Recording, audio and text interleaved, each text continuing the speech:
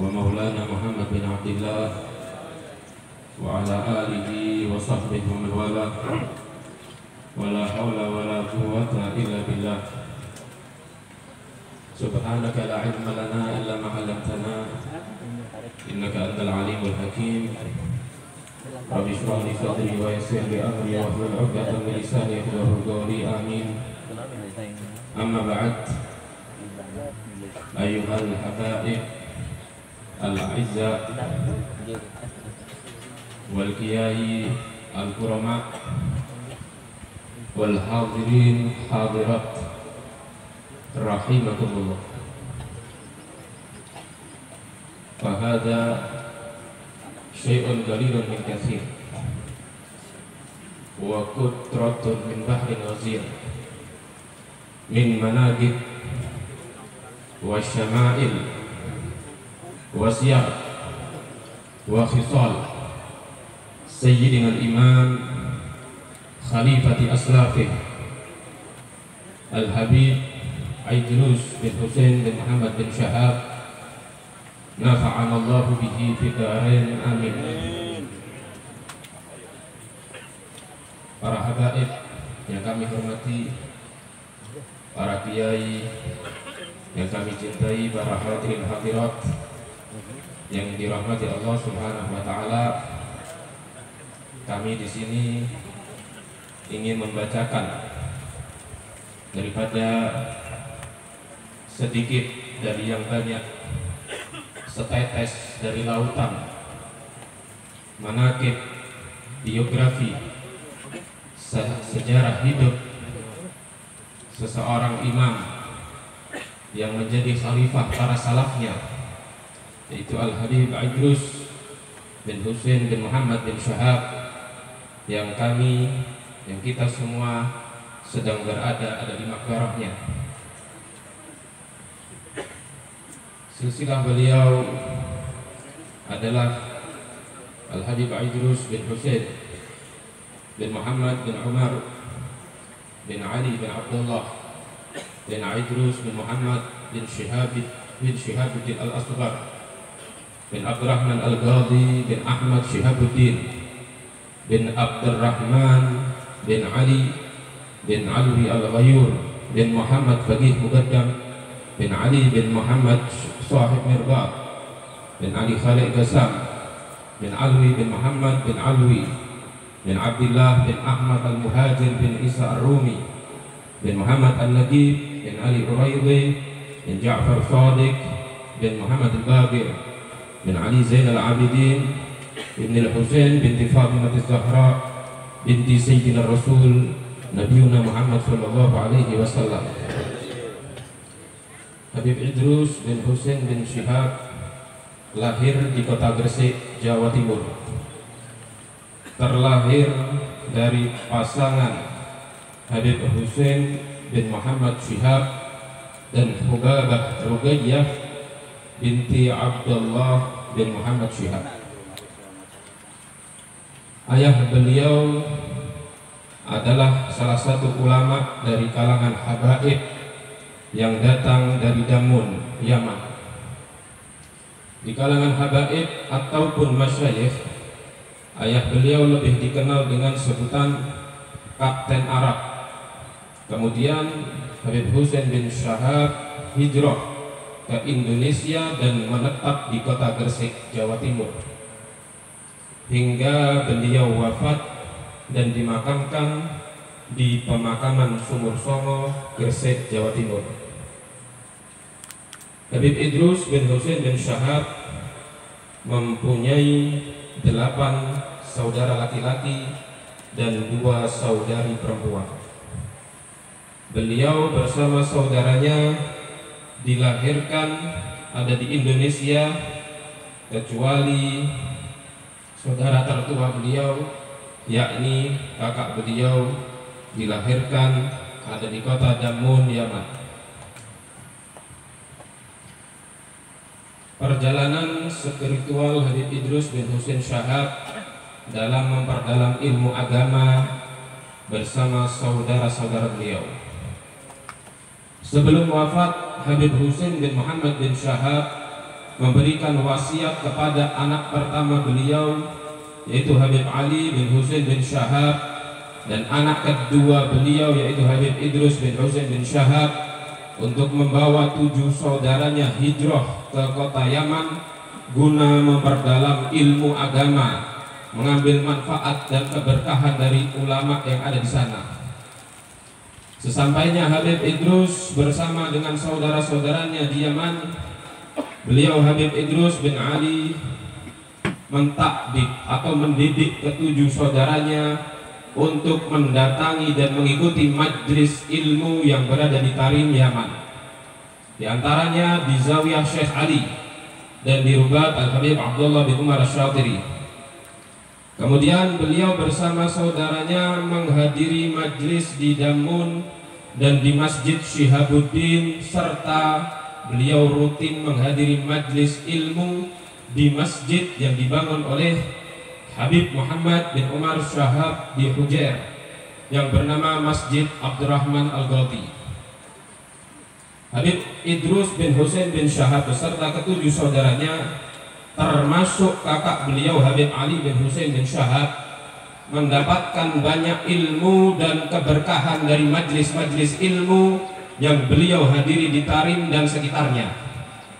Kemudian beliau beserta saudaranya menetap ada di Damun, Yaman, hingga mereka pandai berbahasa Arab dan mengkaji banyak kitab-kitab salafus saleh, dan selalu beristiqamah dalam menghadiri majlis-majlis ilmu yang ada di Tarim dan sekitarnya.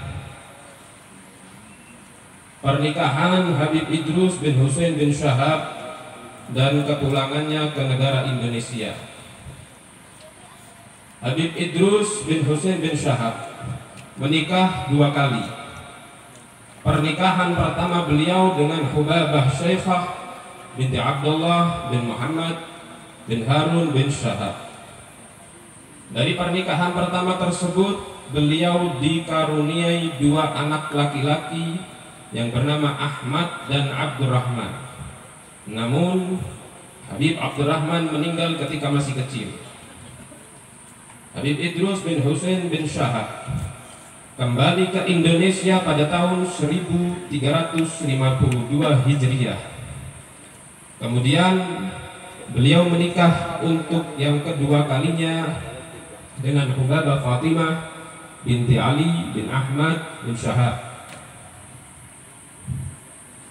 Dari pernikahan tersebut beliau dikaruniai 4 anak perempuan yang bernama Hubabah Khadijah, Hubabah Sidah, Hubabah Salma, yang mana beliau adalah ibunda guru kita bersama Al-Habib Idrus dan Amri Al-Bahar. Mudah-mudahan disehatkan, dipanjangkan umurnya, diafiat. Dan Hubabah Rubaiyah. Tatkala Habib Idrus bin Husain Syahab tinggal dan menetap di kota Pekalongan, beliau berdakwah dan mengamalkan apa yang beliau dapatkan dari perjalanan spiritual dalam memperdalam ilmu agama dari Hadramut dan sekitarnya, sehingga masyarakat pada umumnya mendapatkan manfaat dari ilmu yang beliau dakwahkan. Semasa hidupnya di kota Pekalongan, beliau pernah menjadi nadhir, penanggung jawab di masjid peninggalan wakaf dari Habib Husain bin Salim Al-Aqqas yang sekarang lebih dikenal Masjid Al-Husaini, Kampung Ledok. Habib Idrus bin Husain Syahab juga gemar silaturahmi ke tempat para alim ulama di tanah Jawa, di antaranya Pekalongan, Batang dan sekitarnya, sehingga dari silaturahmi tersebut membuahkan pergerakan dakwah Islam yang kuat. Beliau juga dekat dengan para alim ulama baik dari kalangan habaib maupun kiai. Dari sekian ulama yang dekat dengan beliau, di antaranya Al-Habib Ahmad bin Abdullah bin Talib Al-Aqqas, kemudian yang berada di Batang yaitu Kiai Syuhud dan Kiai Jalal Suyuti. Beliau berdua adalah kakak beradik putra dari Kiai Hasan Ma'ruf yang tinggal di Desa Bawang, Batang. kegigihan Habib Idrus bin Husain bin Syahab dalam menegakkan amar ma'ruf nahi mungkar dari penjajahan Belanda sampai penduduk Jepang di Pulau Jawa.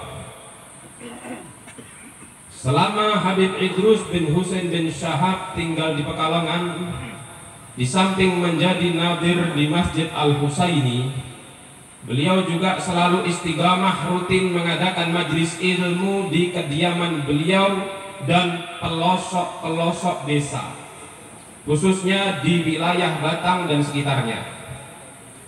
Kemudian beliau juga sering melakukan diskusi dengan para tokoh alim ulama, baik itu mengenai keilmuan agama ataupun diskusi untuk membebaskan bangsa Indonesia dari penjajahan kolonial Belanda. Walaupun pada masa mudanya beliau meninggalkan tanah air dan menetap di Damun, Yaman hingga menikah dan memiliki putra di sana, namun beliau tetap orang Indonesia. Pada tahun 1942 Masehi, Jepang datang menguasai hampir seluruh wilayah Indonesia, termasuk kota Pekalongan dan sekitarnya. Datangnya Jepang ke Indonesia membuat para habaib dan ulama geram dikarenakan perilakunya yang kejam dan bengis kepada rakyat. Sehingga muncullah gerakan-gerakan Islam dengan tujuan untuk mengusir para penjajah.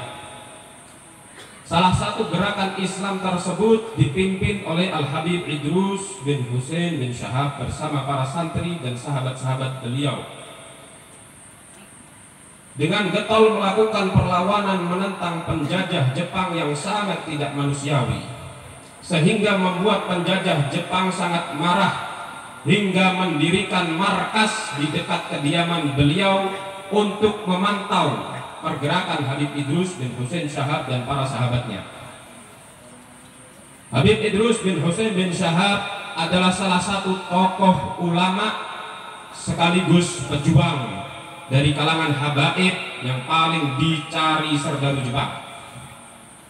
Sampai sewaktu ketika beliau harus mengungsi ke tempat Kiai Jalal Suyuti di desa Bawang, Batang. Kemudian pada masa pengungsiannya, beliau tetap istiqamah menjalani rutinitas dakwah, seperti mengadakan majelis ilmu di tempat pengungsian dengan memberi banyak kitab, baik kitab yang ditulis dengan bahasa Arab ataupun yang ditulis dengan bahasa Jawa. Ketika ada kesempatan untuk pulang ke Pekalongan dari pengungsian, Habib Idrus bin Husain bin Syahab melakukan perjalanan pulang pergi untuk menjumpai keluarga dan anak-anak beliau yang masih kecil. Pada waktu itu beliau ditemani oleh sahabat seperjuangannya, salah satunya yaitu Syekh Husain Sibli. Diceritakan oleh salah satu santri yang menjadi khodim Kiai Jalal Suyuti, ketika perjalanan Habib Idrus bin Husain Syahab dari Pekalongan menuju Bawang, beliau sempat dihadang oleh pasukan Jepang di perempatan Pasar Bawang, sehingga terjadi pertempuran hingga beliau ditembaki oleh pasukan Jepang. Namun atas izin Allah Subhanahu wa Ta'ala, tidak ada satupun peluru yang menembus atau melukai tubuh beliau, sehingga beliau pun selamat dan singgah di salah satu tokoh ulama Bawang, tepatnya di desa Kauman, Bawang, Batang. Suatu ketika sahabat beliau Syekh Husain Sibli sedang beraktivitas ada di pasar. Sahabat beliau difitnah mencuri oleh segerombolan kelompok saudagar etnis Tionghoa, kemudian ditangkap dan dibunuh. Semua itu memang sudah direncanakan pihak Jepang untuk memancing amarah Habib Idrus bin Husain Syahab. Tidak lama kabar itu sampai kepada Habib Idrus bin Husain Syahab, hingga beliau pun marah dan bergegas mendatangi tempat serdadu Jepang bersama para pejuang lainnya. Sesampainya di depan Pasar Bawang, terjadilah pertempuran. Dengan kuasa Allah Subhanahu wa Ta'ala, beliau ditembaki serdadu Jepang tidak mempan. Namun beliau ditusuk dengan senjata laras panjang berujung pisau atau bayonet dan beliau meninggal syahid dalam pertempuran tersebut. Al-Habib Idrus bin Husain bin Syahab adalah seorang suri tauladan yang mukhlis, begitu lurus hati beliau. Semua yang dilakukan oleh beliau semata-mata karena Allah Subhanahu wa Ta'ala. Beliau adalah contoh pergerakan yang nyata sebagai motivasi kita untuk tetap istiqamah mengikuti ajaran salafun saleh. Begitu teguh iman beliau sampai beliau rela meninggalkan keluarga dan mengorbankan harta bahkan nyawanya agar ajaran Islam tetap tegak. Semua yang diperjuangkan habaib yang berlandaskan ahlu sunnah wal jamaah dengan menanamkan ajaran Islam sejak ratusan tahun yang lalu tidak akan hilang begitu saja dengan adanya penjajahan, dan selalu akan ada pengganti untuk mempertahankan ajaran Islam di Indonesia. Mudah-mudahan anak cucu beliau bisa meneruskan dakwah beliau dan perjuangan beliau. Amin amin ya rabbal alamin. Habib Idrus bin Husain Syahab wafat pada tanggal 20 Muharram 1361 Hijriah atau 1942 Masehi dan dimakamkan di desa Bawang Batang. Rabbi fanfa'na bi barakatihim wahdinal husna bi hurmatihim wa amitna fi tariqatihim wa mu'afatin minal fitani. Allahumma ya man waffaqa ahlal khair lil khair wa anhum alaih waffiqna Allahumma lil khair wa inna alaih. Sallallahu ala sayyidina Muhammad wa ala alihi wa sahbihi wa sallam wal afu minkum. Assalamualaikum warahmatullahi wabarakatuh.